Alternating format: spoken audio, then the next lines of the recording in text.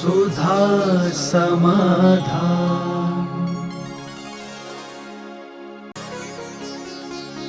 नमोस्तु गुरुदेव। घर में उपयोगहीन वस्तुओं को रखने पर क्या परिग्रह और वास्तु का दोष लगता है? उपयोगहीन वस्तु को रखना महापरिग्रह। कितनी भी छोटी वस्तु क्यों ना हो, उपयोगहीन है।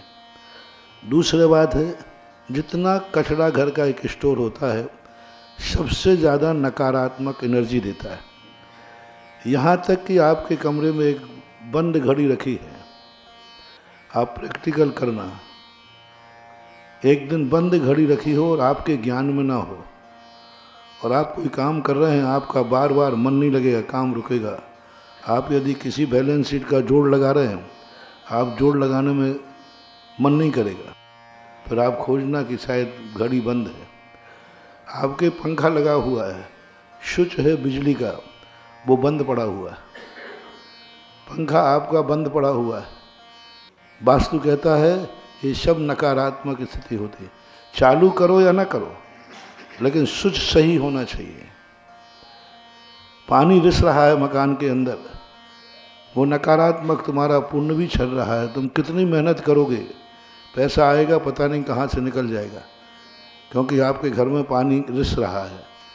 तीसरा दोष, जो वस्तु आपको अच्छी नहीं लग रही है उसको भी आप रखे हुए हैं लोक लाज में, मोह में, लोभ में, तो भी नहीं रखना चाहिए। उसको तुरंत वहाँ से हटा देना चाहिए, क्योंकि मन के विपरीत वस्तु, उपयोगहीन वस्तु हमारे दिमाग को, हमारे सोच को उपयोगहीन बनाता है।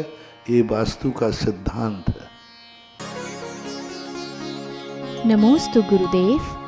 क्या महावीर भगवान को पहले से पता था कि संसार में रहकर उन्हें मोक्ष नहीं मिलेगा? और कैसे होता है भगवान महावीर स्वामी जी को तीनों लोक का प्रकाश? महान आत्मा कोई काम पड़ा हुआ करते नहीं, करना पड़ा नहीं। उन्होंने संसार के स्वरूप को समझा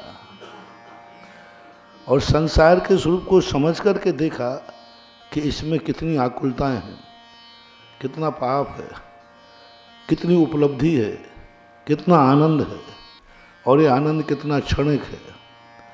उस चीज़ को समझने के बाद उन्होंने इस मार्ग को चुना, और जिस मार्ग पर उन्होंने देखा कि इस मार्ग पर थोड़ा भी कदम बनाने पर हमें शांति मिलती है। एक बार पूज्य गुरुदेव से प्रश्न किया, सन 1983 की घटना संभव था। एक व्यक्ति ने कहा, बोले महाराज जी, हम गृहस्थी में हम लोग दुखी हैं, हम लोगों की सामायिक नहीं हो सकती, हम लोग टेंशन में रहते हैं, या गृहस्थी बुरी है। आपने कैसे जाना? आप तो गृहस्थी में गए नहीं, आप तो बहुत छोटी उम्र में ही आपने दीक्षा ले ली। प्रायः हमारा पूरा संघ पुराना 20-22 की उम्र में सब घर छोड़ के आ चुके थे। ज़्यादा बड़ा आचार्य जी की 22 साल की उम्र, सबकी प्रायः 22 साल की उम्र में, 22-23 साल में उम्र, सब ने घर गृहस्थी छोड़ दी थी। तो आपको कैसे मालूम है कि गृहस्थी में सुख नहीं है?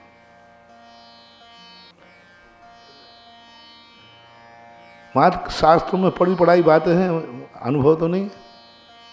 शास्त्र में पढ़ लिया इसलिए कहते हो, आप बुराई करते हो। आपके पास प्रमाण क्या है? पूज गुरु, हम लोग भी आज गुरु जी फंसे, हम लोग भी बैठे थे सब, मैंने कहा देखो आप गुरु जी क्या जवाब देते हैं। क्या जवाब दिया? बोले मुझे तो नहीं मालूम कि गृहस्थी में कैसा होता है, क्या होता है, लेकिन तुम्हारा यहाँ आना बता रहा है कि जो तुम्हें घर में नहीं है वो यहाँ है, तभी तो तुम आए। तुम यहाँ क्यों आए? मैं तो तुम्हारे पास नहीं गया ना।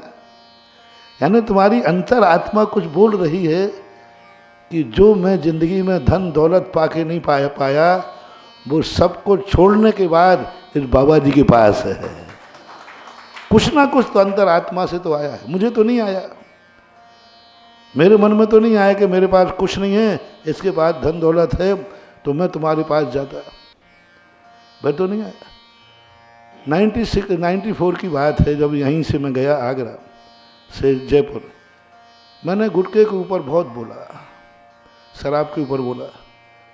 अब जो जिसका दीवाना है उसकी बुराई नहीं सुन सकता, और मैं प्रवचन में 1-1.5 घंटे खूब उसकी बुराई करता रहा। प्रवचन के बाद वो आया, बोले महाराज जी मुझे आपसे एक बात करना है। मैंने क्या बात है? बोले जिस संबंध में आप कुछ नहीं जानते हैं उस संबंध में आप क्यों बोलते हैं? और उसने कहा मैं आपके धर्म के संबंध में तो नहीं जानता कुछ ना, तो मैं तो कुछ नहीं बोलता। मुझे धर्म का कोई ज्ञान नहीं, इसलिए मैं धर्म का संबंध में कुछ नहीं बोलता। आपको गुटखा के संबंध में क्या ज्ञान है? क्या आपने खाया कभी? मैंने कहा नहीं। तो फिर क्यों आप बोलते हो गुटखा खराब है? मैं खा रहा हूँ 15 साल से 20 साल से, मुझे कुछ नहीं हुआ। शराब भी पीता हूँ, मुझे कुछ नहीं हुआ।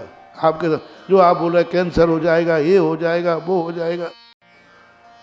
महाराज जी उसी बात पे बोलना ठीक रहता है जिस संबंध में तुम्हारे लिए अनुभव हो। कुछ नहीं, ये सब बेकार की बातें हैं। अन्यथा पहले आप बताओ आपने खाया? मैंने कहा इसने तो बहुत बड़ा जवाब दे दिया। तो मेरा दिमाग भी चल जाता, हालांकि मैं प्रवचन दे के आएगा तो थोड़ा सा थका भी गया था। मैंने कि अब एक प्लांट मिला है तो इसको छोड़ना नहीं है। मैंने 1 मिनट आँख बंद की। मैंने कि भाई साहब ये बताओ आपने सेल्फास कभी खाया? मैंने कि मेरा मन कर रहा है कि 2 गोली लाके तुम्हें खिलाऊं। बोले नहीं नहीं महाराज सेल्फास बहुत खतरनाक है, बहुत मर जाते हैं लोग। तो मैंने कि तुमने खा के देखा? खा के देखा? यदि खा के देखो मर जाओ फिर बुराई करना। अब वो कुछ नहीं बोले महाराज जी फिर आज तक हमें क्यों नहीं हुआ? तो फिर मैंने कहा कि आज तक तुम्हें इसलिए नहीं हुआ, सुनो। एक बुढ़ा 100 साल का था, उससे एक संत ने कहा कि बोले दादाजी अब आप वृद्ध हो गए हो, थोड़ा धर्म ध्यान कर लीजिए। तो वो वृद्ध हंसते हैं, महाराज आप भी क्या बात करते हो, 100 साल में आज तक नहीं मरा, आप क्या मरूंगा? मैंने कि ये प्रश्न का जवाब कैसा है? वो कह रहा है 100 साल में आज तक नहीं मरा, अब क्या मरूंगा? तो बोले उसका कथन मूर्खता भरा है।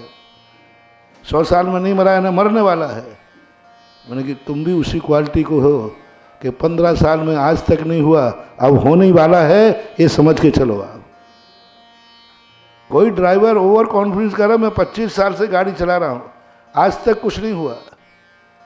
जब एक्सीडेंट होता है तो एक्सीडेंट ये नहीं देखता कि 25 साल का ड्राइवर है, वो तो होना है। असावधानी तो असावधानी है। अंत में वो बाबू बोले महाराज आप समझ गया कि बहुत सारी बातों को जानना नहीं पड़ता, जानने के पहले ही छोड़ना पड़ता है। तो मैंने कि आज का प्रवचन कैसा रहा? बोले आज के बाद मैं ज़िंदगी में कभी गुटखा और शराब का सेवन नहीं करूँगा। मैंने कि मूर्ख है वो व्यक्ति जो गड्ढे में गिरने के बाद चेतता है। ज्ञानी वह है जो दूसरे को गिरता हुआ देख करके रास्ता बदल देता है, यूँ मानना चाहिए। नमोस्तु गुरुदेव।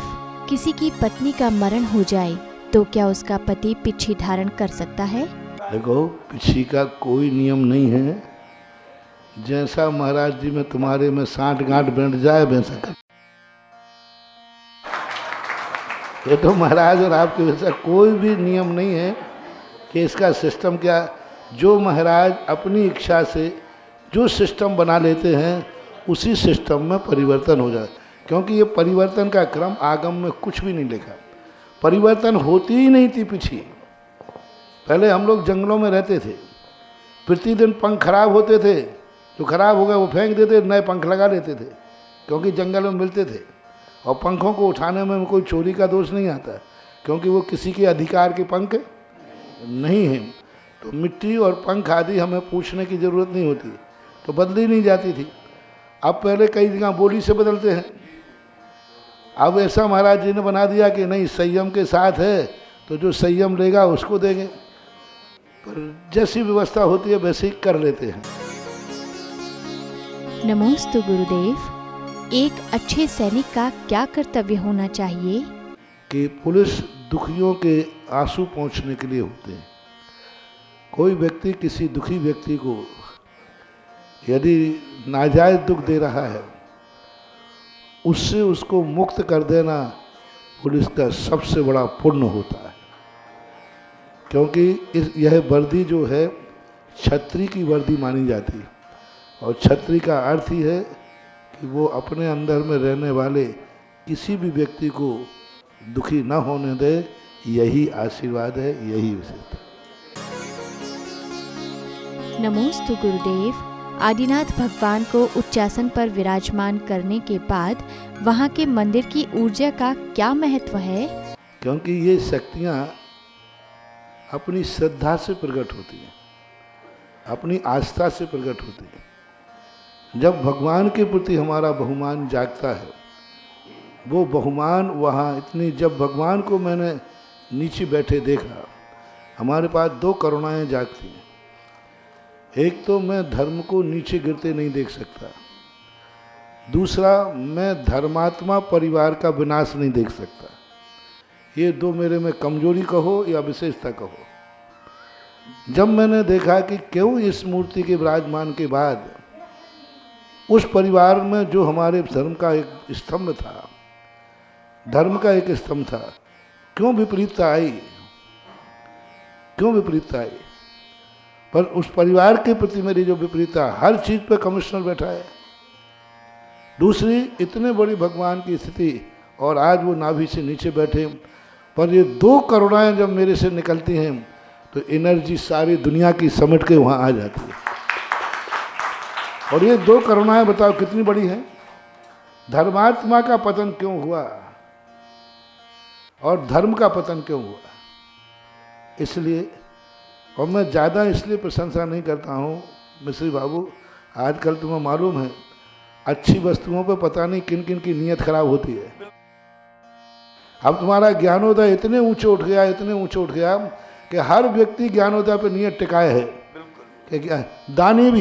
दानी सोच रहा मुझे ज्ञानोदय में कुछ करने मिले। अब तो साधु संत भी सोचने लगे ज्ञानोदय में हमें कुछ जानने मिले, है ना। उसकी क्रेज इतनी बढ़ गई कि हर व्यक्ति की दृष्टि उस पर जा रही है। और कल वही था, तब लोग कहते क्या बनेगा यहाँ। लोग दूसरे भाग रहे थे, बोले बनना तो है ही नहीं। और आज वो कह रहे कि किसी भी हालत में मुझे एंट्री दे दो।